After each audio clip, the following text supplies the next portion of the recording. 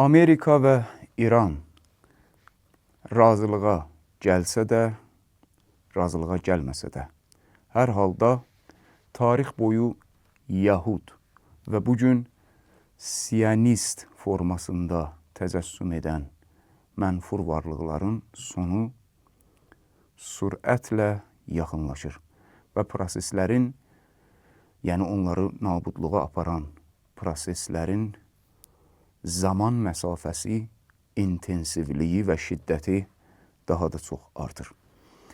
Allahın salamı olsun sizlərə, əziz və hörmətli bacı və qardaşlarımız. Xoş gördük sizləri. Bizi izləyənlər bilər ki, bu neçə illik fəaliyyətimizdə həqiqətin mənbəyi olan İlahi Nur, Danış Susan kitab, Qur'an-ı Kərim və danışan kitablar olan Əhl-i Beyt əleyhissalam və hətta Qur'anın özündən öncəki kitablar olan və Qur'anın təsdiqlədiyi kitablar olan Tövrat, İncil və digər kitablardan əlbəttə dəyişməmiş formalarından biz çalışırıq bəzi proqramlarda düşmən xətti və haqq cəbhəsinin xəttini müqayisə edərək və bugünkü proseslərə gedişata tətbiq edərək döyüşlərin nəticələri, mübarizənin nəticələri barəsində bir yekdil fikrə çataq. Bugün də istəyirəm ki, bu gedən prosesləri və bu proseslərin bizim etiqadımızda böyük ehtimalla yaxında döyüş səhnəsinə qayıtması halında Amerika bölgədən çıxmalıdır və yaxud da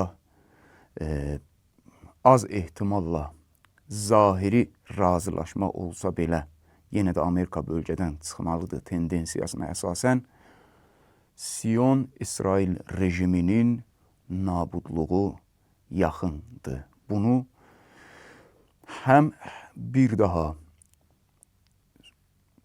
Susan, Samit ilahi kitab Qur'ana və bir də danışan kitab Əhl-i Beytin başında dayanan Həzrəti Əli əleyhissalamın kəlamına əsasən məna eləyək və gedən proseslərə baxaq. Bizim hər dəfə, indiyə qədər bir neçə dəfə toxunduğumuz və sözün həqiqi mənasında bu vəhşi rejimin və vəhşi cərəyanın sonunu bildirən İsra surəsinə toxunduğumuzu bilirsiniz və bunu təhlil etdiyimizi bilirsiniz. İstəyir bu kanalımızda, istəyir bundan öncəki bağlanan kanallarımızda.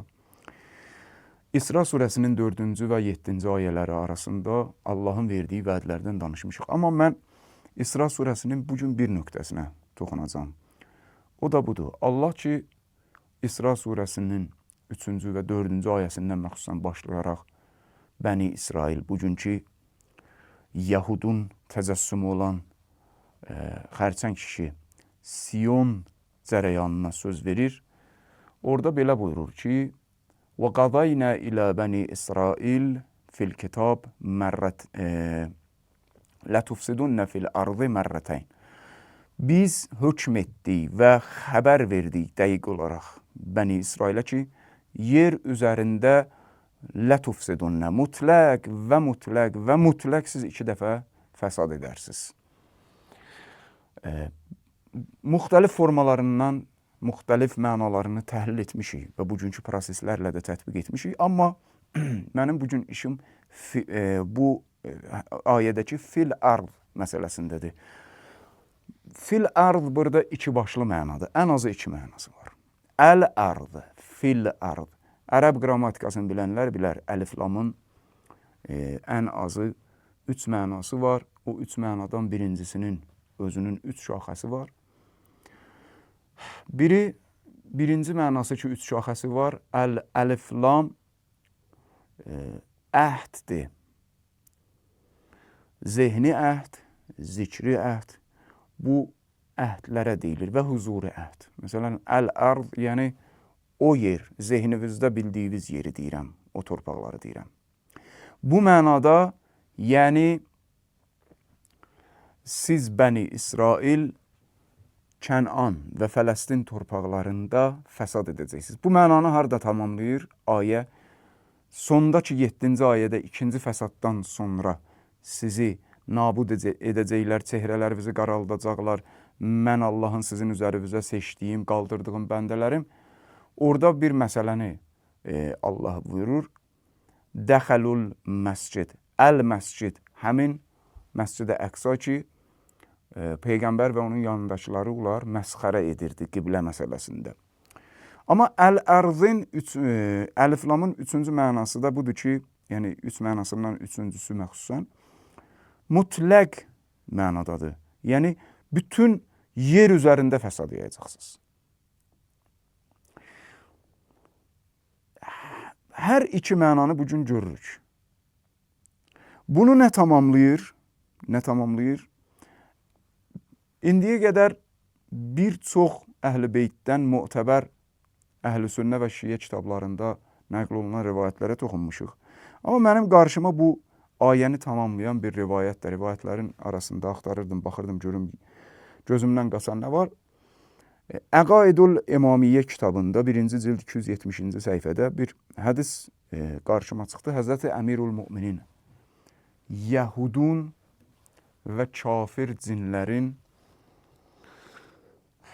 qənimi, sözün yaxşı mənasında bizim tərəfdən atasına ot vuran bir ad. Əli əleyhissalamdan bir hədis var. Həzrəti Əli əleyhissalam, mən bu hədisi, bunu qeyd edim ki, bir neçə yerdə qarşıma çıxdı və təhqiqat müəssisələrinin gətirdiyi, bu kitabdan gətirdiyi hədislər sırasındadır. Həzrət buyurur ki, mən hamısını deməyəcəm. Bizə lazım olan bölməsi var. Bugünkü gedən prosesləri, sonucunu, yəni nəticəsini bizə daha yaxşı çatdırır və bu ayəni tamamlamağı mənasında. Əl-Ərz, yəni həm Fələstin, Məscid-i Əqsa, həm bütün yer üzündəki fəsadın kökü. Həzrət buyurur ki, məxsusən də Fələstin məsələsində. Qalə Əmirul Müminin aleyhissalam وستأتي اليهود من الغرب لإنشاء دولتهم بفلسطين. Tezliklə Yahud yenidən bir fitnə qaldıracaq. Axır zaman hədislərinin içərisindədir. Hardan? Minəl qarb, qərbdən. Bilirsiniz də o zaman yer, biz əvvəl İranlılar barəsindəki hədislərdən danışanda demişdik sizə. Əl-Məşriq, Əl-Məğrib. Məşriq, yer iki hissəyə bölürdülər də. Ərəb, İslamın əvvəl vaxtlarında da bu cür gəlirdi hədislərdə.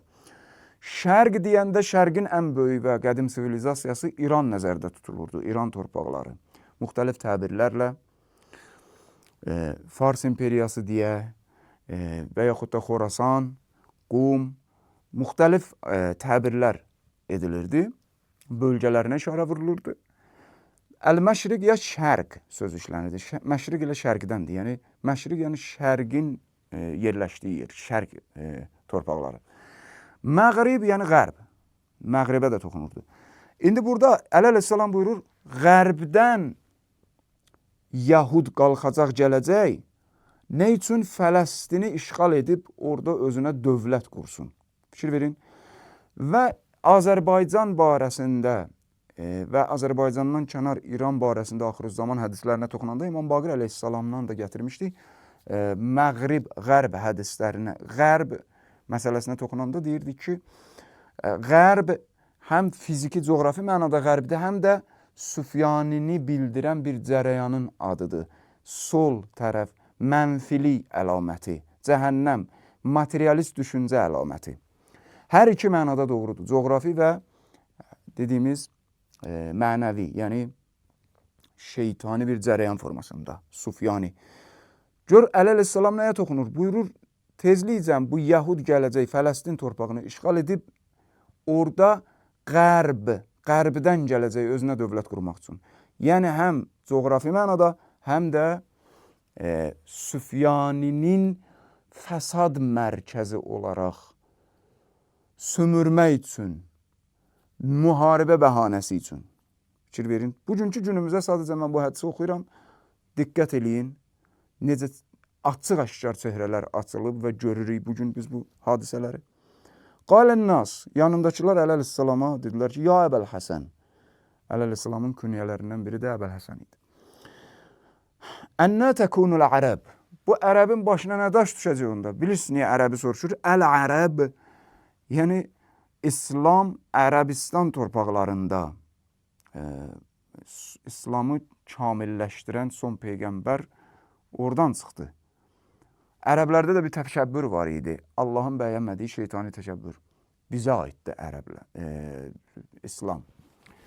Əlbəttə, əleyhissalamın yanında olanlar o təkəbbür edən ərəblərin dili ilə danışır. Ki, bəs bu ərəblər biz atlanıb düşürük. Bu nə olacaq? Bu ərəb, biz hara baxacaq? Fələstin filan, biz deyirik ki, bütün bu torpaqlar İslamın torpağıdır. Bunlar gələcək Fələstində. Həzrətin cavabına diqqət eləyin. Əcab. Əleyhissalam cavab verir. Ənəzək təkunu müfəkkəkətəl quva. Ərəblər həmin zamanlarda qüvvələri, hərbi qüvvə baxımından dağınıq olacaqlar. Müfəkkəkətəl ərə. Cəmiyyətləri də, hakimiyyətləri də dağınıq olacaqlar. Dərdə dəyməyəcəklər. Qeyrə mütəradifə, qeyrə mütəkatifə. Pərəm-pərəm olacaqlar. Müstəqil olmayacaqlar. Səliqə səhmanlı olmayacaqlar. Thumma su'il. Əleyhissalam bu cavabı verəndən sonra ki, ərəblərin halı o zaman bu olacaq, yenidən sual verirlər. Əyətulu hədəl bəla, ya Əli, bu ki, belə buyurursan, ağa bu bəla, Yahud bəlası ki, gələcək bu dövləti qurmağa, yətulu, çox çəkəcək bu bəla bizim başımızda, yəni bu müsəlmanların. Bundan sonra mənim işim var. Qal, Həzrət buyurur, la, yox, belə olmayacaq, uzun çəkməyəcək. Hətta izə ətləqətil ərəb əənnəthə və rəcəət iləyhə əvazimu əhlamihə.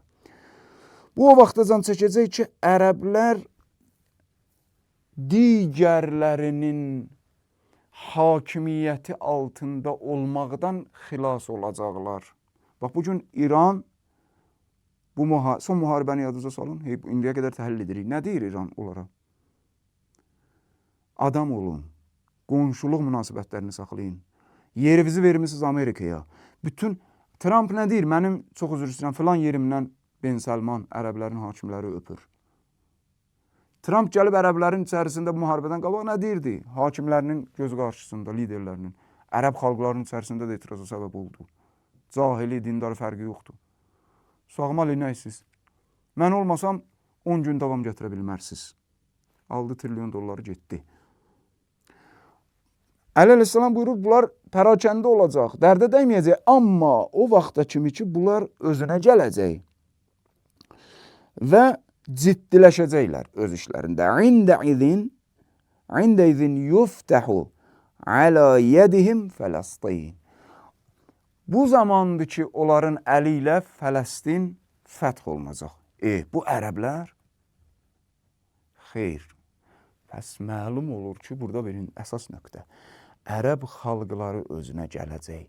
Bugün Amerikanı bölgədə narahat edən budur. Məxsusən bu 40 günlük müharibədən sonra Bəhreyndə nə qədər ərəb müsəlmanlar, məxsusən şiələrə zülm eləməyə başlayıb hakimləri. Ərəbistanda Cəddədə, Ərəbistanın məsələn 30 milyonluq əhalisinin bir 3 milyonu şiələr var. Əhl-i sünnə qardaşlardan var oyanış dalğası. İordaniya kimi biz bağlı qutu deyirik və Süfyaninin rəmzlərindən böyük ehtimalla biri ola biləcəyini deyirik. Orada əhl-i sünnələrdən nə qədər artıq müqavimətin yaranması qorxusu. Suriyanın özündə şəhid rəhbərimiz nə demişdi? Suriya xalqının qeyrətli oğullarının əlindən xilas olacaq. Suriyada artıq bir neçə müddətdən indiyə qədər 3 ya 4 müqavimət qrupu, Vətən filan, Azad Suriya müqavimət qrupları baş qaldırır. Ərəb, Fələstin, Həmas zəlil qoydu Tufanul Əqsadan üzü bu tərəfə məxsusən İsraili. Lübnanda, yəni Livanda ərəblər belə özünə gələcək. ərəb liderlərinin də başı ağrıyacaq bununla. Bu demək deyir ki, əleyhissalam ərəblər deyəndə bütün ərəb ölkələri hamısı özünə gələcək. Xeyr. Bəli, liderlərinin içərisindən bəziləri siyasi baxımdan müvəqqəti də olsa məcbur olacaqlar ictimai bugün yaranan dalğanın qarşısında artıq haqq cəbhəsi tərəfə keçsin. Hara? İran və İraqdan gələcək dalğalara qoşulsunlar. Siyasi də olsa, müvəqqəti də olsa. Amma bəzi hökumətləri Omman qeyrət göstərir. Yəmən ki məlumdur. Nədən bilirik İran tərəfə keçmək? Həzrət Əli əleyhissalam davamında buyurur. Və təxrucul ərəb vafirətən və muvahhidə, ərəblər özünə gələcək, ən azı bir bəxşi, zəfərə yetişəcək və sətəti. Bax, bu müqavimət qrupları yaranıb, fikir verin. Və sətəti, ondan sonra tezliklə kömək gələcək onlara. Ən-nəcdə minəl əraq, İraq tərəfdən onlara dalğalar gələcək. Bugün Amerika ən həssas qorxduğu iki yer var. Haradır? Yəmən və İraq. İraqdan, Yəməndən də çox bəlkə də qorxurlar. Çünki mən dəfələrlə demişəm, təəssüf ki, bizim yerimizə onlar bizim axır zaman hədislərini bizdən yaxşı araşdırırlar. Amerikada araşdırma mərkəzi var. Gedin araşdırın. Məhdini araşdırma mərkəzi var. 2003'də müstənədini inşallah tapsam mən sizin üçün bir cür formada çalışacağım ya belə bir proqramda yerləşdirəm. İraqın cəmaatı danışır. 2003'də Amerika İraqa girəndə Amerika hərbiçiləri gəlib girirdi evimizə. Birinci soruşduğu İraqda nə idi? Məhdi harda gizlətmişsiniz? Məhdini. Məhdini axtarırlar bunlar. Amma biz haralarda yatmışıq da mən demirəm. İndi vaxt olsa axırda toxunaram. Mən istəmirəm çox vaxtı uzalım. Haralarda yatmışıq. Həzrət buyurur, İraq tərəfdən. Onlar Armagedonu necə düzəldiblər?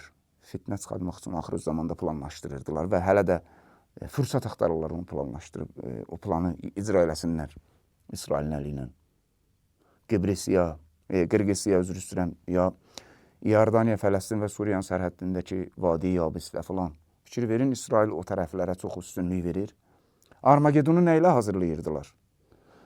Armagedonu necə təbliğ eləyirlər? Siyonist Məsih, Məsihlərin arasında siyonist yaradırdılar. İndi Məsihlərin uyanış dalğası başlayıb onlara qarşı. Evangelistlər ki, Amerikanı idarə eləyirlər.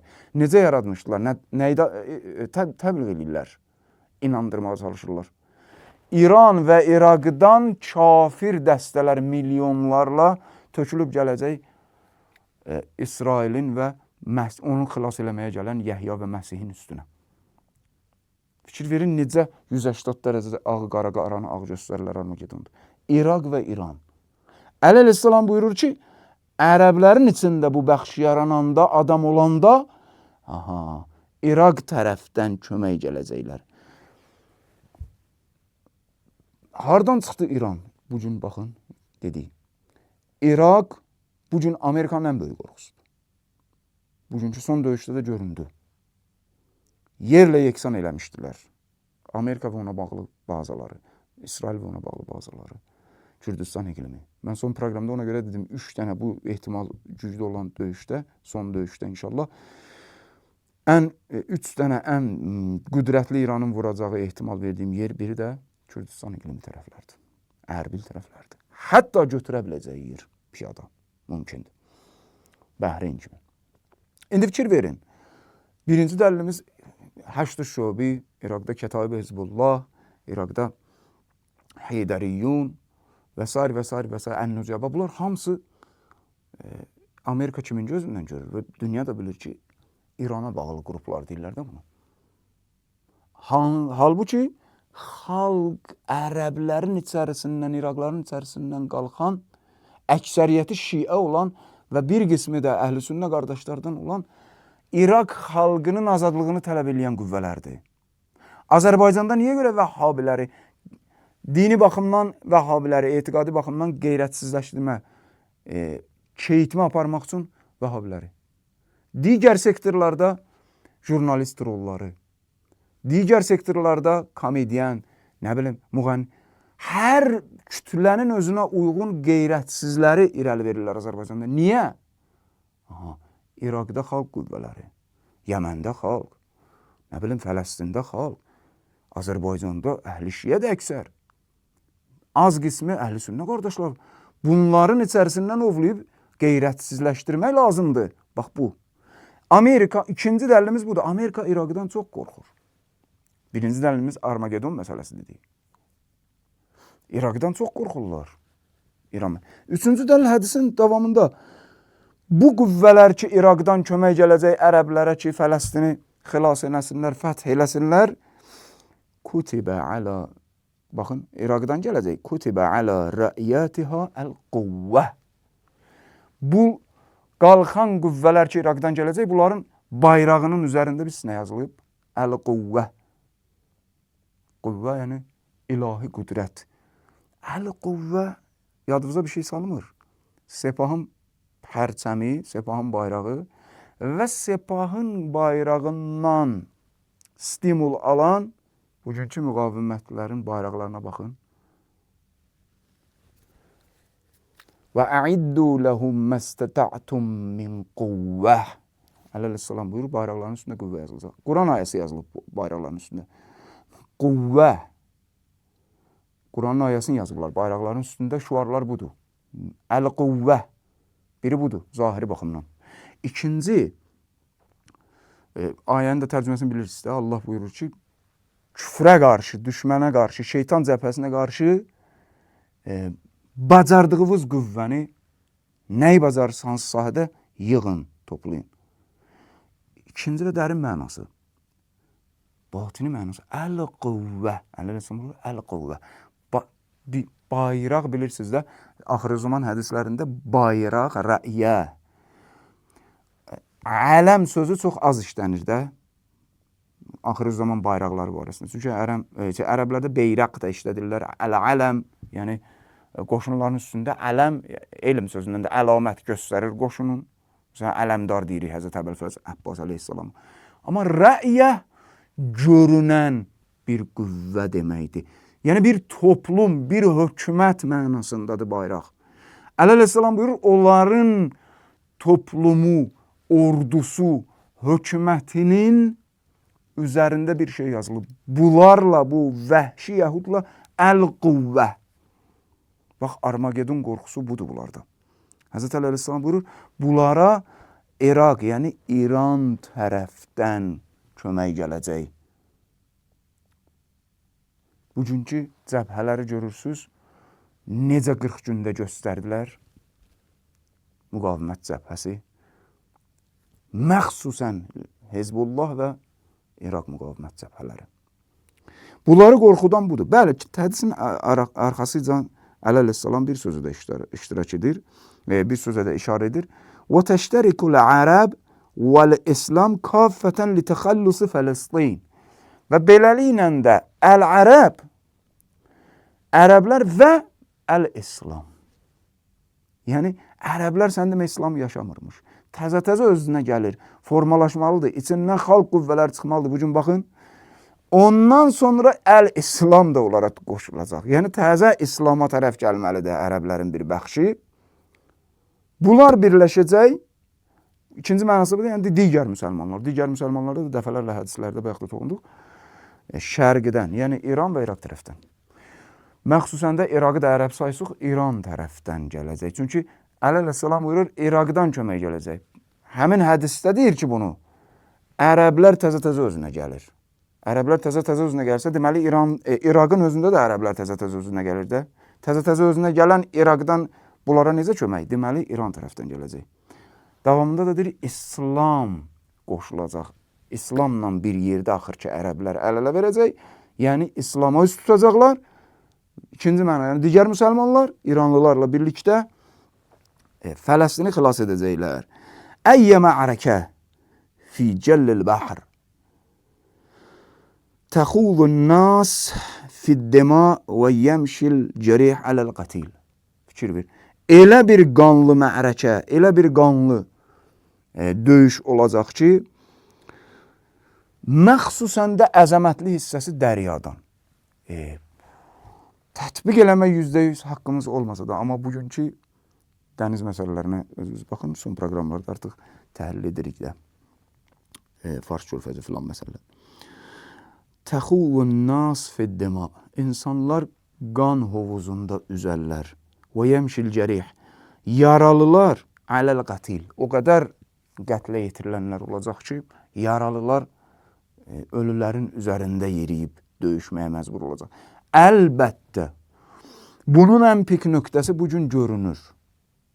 Amma bu hadisə indi başlamadı. Bunların qorxusu İslam inqilabından sonra 79-da İranda İslam inqilabı. O vaxtdan bu tərəfə fikir verin, nə qədər şəhidlər verə-verə gəlir haqq cəbhəsi. İran mərkəzliyi sonra böyüdü. Bunlar gördü ki, yox. 2006-da bunlar gördü ki, Hizbullah o günə qədər dünyada hər bir baxımdan hər kəsin qorxduğu Amerika və İsrail, Amerikanın bazası olan İsraili Hizbullah 3 günlük müharibədə çıxartdı Livanın cənubundan, atasını yandırdı. Bunlar o vaxtdan qorxuya düşdü, qətliamları Suriya filan məsələləri ilə daha da çoxaltdı. Bugün bunun pik nöqtəsini görürük. Məxsusən də 2023 Tufanul Əqsadan üzü bu tərəfə ərəblərin içindəki Fələstin dalğası filan böyüməyə başlayandan sonra Ələl-İslamın hədisindəki kimi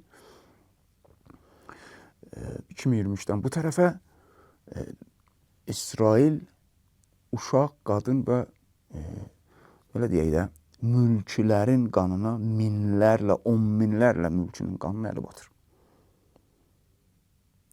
Buradadır ki, Yahudun, yəni bugünkü Siyonların atasına ot vurulacaq və bütün İslam Yahudu siləcək, bax, ən azı buradakı torpaqlardan.